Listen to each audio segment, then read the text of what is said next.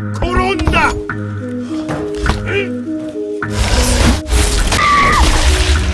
कहानी की शुरुआत में हमें एक दरोगा डॉल को दिखाया जाता है जो कि क्लास के स्टूडेंट्स के साथ एक डेथ गेम खेल रहा था। जो भी अपनी जगह से हिलता वो ब्लास्ट हो जाता। कुछ लड़के दरवाजे और खिड़कियों से भागने की कोशिश करते लेकिन वो सभी पहले से ही बंद थे और डॉल जैसे ही घूमकर उन्हें देखती है वो सभी को बेरहमी से मार देती है। तभी एक लड़का डॉल के पीछे लिखे हुए एक रूल को पढ़ता है कि गेम के खत्म होने से पहले इस बटन को अगर दबा दिया जाए तो गेम जीता जा सकता है। तभी एक लड़का तोड़कर बटन दबाने जाता है, तभी वो डॉल सामने घूम जाती है और लड़के को ब्लास्ट कर देता है। उसे देखकर एक लड़की की डर के मारे चीख निकल जाती है और वो भी छोटे छोटे बॉल्स में बिखर जाती है। और अब लगभग 1 ही मिनट बचा था, इसीलिए सभी उस बटन को दबाने के लिए दौड़ते हैं लेकिन बीच में ही डॉल सामने घूम जाता है जिस कारण की एक एक करके सभी ब्लास्ट हो गए थे और अब पूरा क्लासरूम छोटे छोटे ब्लड की बॉल्स में तब्दील हो गया था। और अब बस क्लास में एक चश्मा वाला लड़का और आस्का ही बचा था। वो लड़का आस्का को अपने ऊपर से जंप करके बटन बंद करने को कहता है और अब लगभग 1 ही सेकंड बचा था, तभी आस्का उस बटन को प्रेस कर देता है जिससे कि वो जीत जाते हैं और दोनों लड़के चैन की सांस लेते हैं। और अब वो चश्मे वाला लड़का आस्का को कांग्रेचुलेशन कह रहा था, तभी उसका सर भी ब्लास्ट हो जाता है। फिर वो डॉल बोलता है कि रूल के हिसाब से सिर्फ उसे ही जिंदा बचना था जो कि बटन को प्रेस करता, जिससे कि आस्का काफी ज्यादा घबरा जाता है कि अब आगे पता नहीं क्या होने वाला है। तभी एक लड़की आस्का की क्लास में आती है, वो भी आस्का की पड़ोसी जूइंग होती है। वो लोग पुलिस को फोन करने की कोशिश करते हैं लेकिन वहाँ पर सिग्नल नहीं था। वो क्लास तोड़ने की कोशिश करते हैं लेकिन वो नाकामयाब रहते हैं। तभी उन्हें एक दरवाजा खुला दिखता है जो कि उन्हें एक बास्केटबॉल ग्राउंड के अंदर ले आता है और यहाँ पे हर क्लास के विनर मौजूद थे। तभी दरवाजा अपने आप बंद हो जाता है और ग्राउंड के बीचों बीच में से एक जायंट केट बाहर आती है और अब गेम का सेकंड राउंड स्टार्ट हो चुका था। और अचानक वो केट स्टूडेंट्स को खाने लगती है। सभी लोग इधर उधर भागने लगे थे लेकिन फिर भी वो एक एक करके सभी को खा रही थी। जूइंग अचानक नीचे गिर जाती है, तभी उसे एक बेल दिखती है और केट के गले में एक बास्केट। तो इस बेल को उस बास्केट में डाल के गेम जीता जा सकता है। और अब सिर्फ 9 मिनट ही बचे थे और एक स्कूल का बेस्ट बास्केटबॉल प्लेयर आकर उस बेल को बास्केट में डालता है और वो लगभग गेम जीतने ही वाला था, तभी केट उस बॉल को रोक लेती है और फेंक कर उस बास्केटबॉल प्लेयर को मारती है जिससे कि वहीं पर उस स्टूडेंट की मौत हो जाती है। आसुका नोटिस करता है कि केट सिर्फ उन्हीं लोगों को मार रही है जिन्होंने की माउस की ड्रेस पहन रखी है, इसलिए वो एक एक करके सारे अपनी ड्रेस निकाल देते हैं और केट कुछ देर के लिए रुक जाती है। लेकिन कुछ देर बाद वो फिर से लोगों को मारने लगती है और अब जूइंग की बारी थी और अब केट लगभग उसे खाने ही वाली थी लेकिन वो रुक जाती है क्योंकि आसुका माउस ड्रेस खुद पहन लेता है ताकि वो जूइंग को बचा सके। अब केट सिर्फ उसे ही मार रही थी और अब माउस कॉस्ट्यूम में आसुका को केट की भाषा समझ में आने लगती है और वो केट के पीछे जाकर उसे सहलाने लगता है और अब केट रुक जाती है और यह देखकर बाकी लोग भी उसकी हेल्प करने लगते हैं। और अब धीरे धीरे केट सो जाती है और उसके सोने के बाद सभी लोग आपस में लड़ाई करने लगते हैं कि कौन बेल को बास्केट में डालेगा, क्योंकि इन्हें डर था कि पिछले राउंड की तरह ही सिर्फ वही ना बच जाए जो कि बॉल को बास्केट में डालता हो। और यह सब सुनकर केट भी जाग जाती है और एक एक करके सभी को मारने लगती है।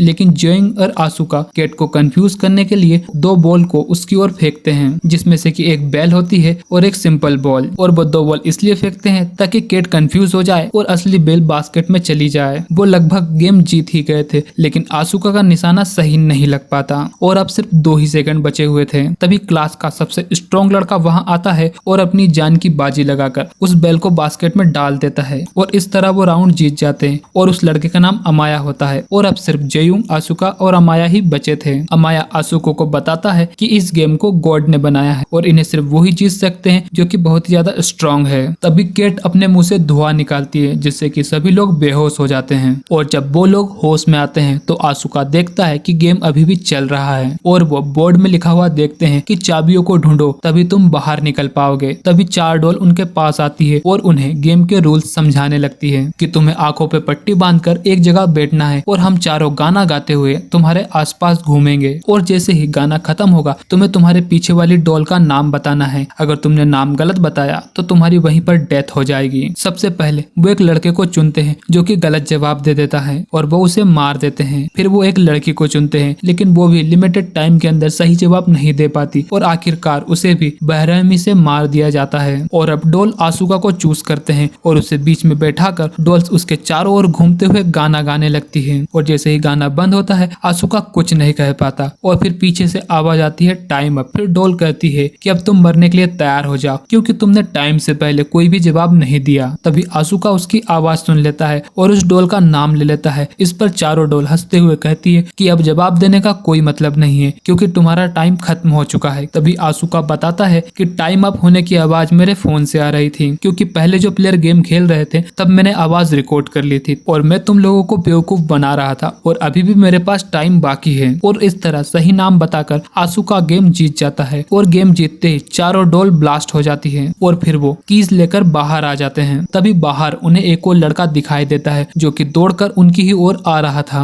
और उसके पीछे एक भयानक डॉल आ रही थी। वो लड़का चिल्लाकर बताता है कि सभी लोग आपस में अपना हाथ पकड़ लो जिससे कि वो तुम्हारा कुछ नहीं बिगाड़ पाएगी। तब तक जेयुंग भी वहां आ जाती है। तब तक वो दूसरा लड़का भी वहां आ जाता है और फिर वो दूसरे रूम में जाते हैं जहां पर कि उन्हें दो लड़के हाथ पकड़े हुए मिलते हैं और वो आसुका को बताते हैं कि इस गेट को ओपन करने के लिए हमें टोटल 7 कीज चाहिए लेकिन हमारे पास सिर्फ 4 ही कीज हैं। लेकिन इतनी ही देर में बाकी बची हुई 3 कीज लेकर अमाया भी वहां पहुंच जाता है एक दूसरे लड़के का हाथ पकड़ के डॉल्स से बचने के लिए। और अंदर आते ही अमाया उस लड़के को मार देता है और कीज डालते ही अंदर से आवाज आती है कि आप सभी लोग अपने कपड़े चेंज कर लें। और वो ड्रेस चेंज करते ही वो दूसरे राउंड की ओर बढ़ते हैं और वहां पर उन्हें एक व्हाइट बेयर मिलता है जो कि उन्हें ट्रुथ और डेयर खेलने को कहता है। और इसका रूल होता है जब तक तुम लोग सही जवाब दोगे तब तक तुम सब जिंदा रहोगे और जैसे ही किसी ने झूठ कहा तो वो बेयर उसे मार देगा। बेयर का पहला सवाल होता है कि तुम सबकी फेवरेट फूड कौन सी है और सभी लोग अपने फेवरेट फूड का नाम बता देते हैं लेकिन बेयर कहता है कि तुम में से कोई ना कोई झूठ बोल रहा है। और वो लड़का वही था जिसके पीछे की वो भयानक डॉल आई थी। वो लड़का बोलता है कि मैं सच बोल रहा हूँ लेकिन वो बेयर उसे मार देता है। और फिर बेयर का दूसरा सवाल होता है कि क्या तुम सबको बेयर पसंद है और सभी लोग यस बोलते हैं। और यह सुनते ही बेयर काफी गुस्सा हो जाता है क्योंकि इस बार भी कोई झूठ बोल रहा था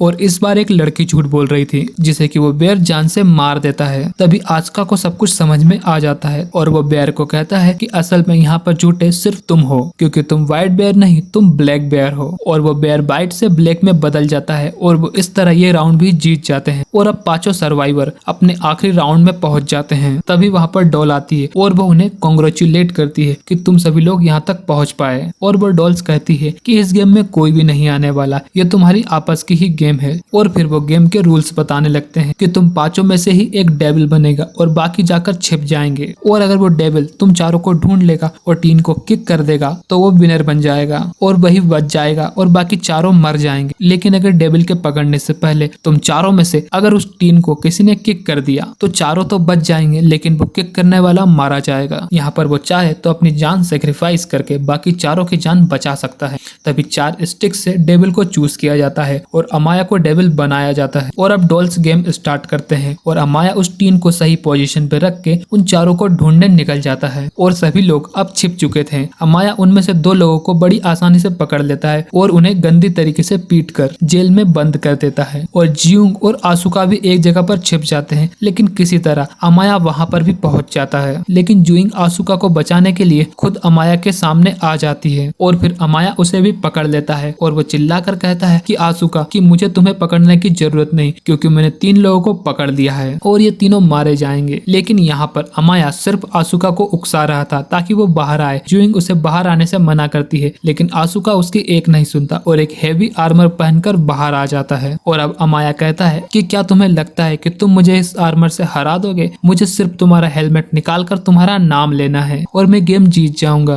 और तुम सभी लोग मारे जाओगे। और अमाया बड़ी आसानी से आसुका का हेलमेट निकाल देता है। तभी आसुका बताता है कि आर्मर में आने का मतलब तुम्हें हराना बिल्कुल नहीं था, तुम्हें रोके रखना था। वो अमाया को अपने साथ चेन से बांधकर खुद पानी में कूद जाता है और अब अमाया भी घिसाते हुए नीचे जाने लगता है लेकिन आसुका किसी तरह आर्मर से बाहर निकल आता है। और अब अमाया जिस चेन से बंधा था वो अपनी पूरी ताकत लगाकर उस चेन को तोड़ देता है और अब दोनों उस टीन की ओर भागते हैं कि पहले उस टीन को किक कर सके। लेकिन पहले आसुका उस टीन को किक कर देता है और वो गेम जीत जाता है और बाकी सभी लोग दुखी हो जाते हैं क्योंकि गेम के रूल के अकॉर्डिंग आसुका को मरना था लेकिन वो टीन ब्लास्ट नहीं हुआ था तो आसुका नहीं मरता और आसुका की जान बच जाती है। तभी वहाँ पर डॉल्स आती है और कहती है कि टीम ब्लास्ट होने वाली बात हमने झूठ कही थी और तुम पांचों ही इस गेम के विनर हो। और फिर वो डॉल्स उन्हें आइसक्रीम देती है और कहती है कि अब तुम तुम्हारी नॉर्मल लाइफ में वापस जा सकते हो। और अब सभी लोग काफी खुश होते हैं और वो आइसक्रीम खाते हुए नोटिस करते हैं कि आइसक्रीम स्टिक पे विनर का नाम लिखा होता है और यहाँ पर सिर्फ आसुका और अमाया ही विनर थे। और फिर वो डॉल्स बताती है कि इस गेम को सिर्फ वही लोग जीत सकते थे जिनके पास की पावर के साथ साथ लक भी हो, जो कि आसुका और अमाया के पास ही थी और बाकी तीनों मारे जाते हैं और उन्हीं के साथ जिंग भी मारी जाती है। और फिर वो लास्ट गेम का नाम बताते हैं, गेम ऑफ लक, जिसमें कि अमाया और आसुका ही जीते थे,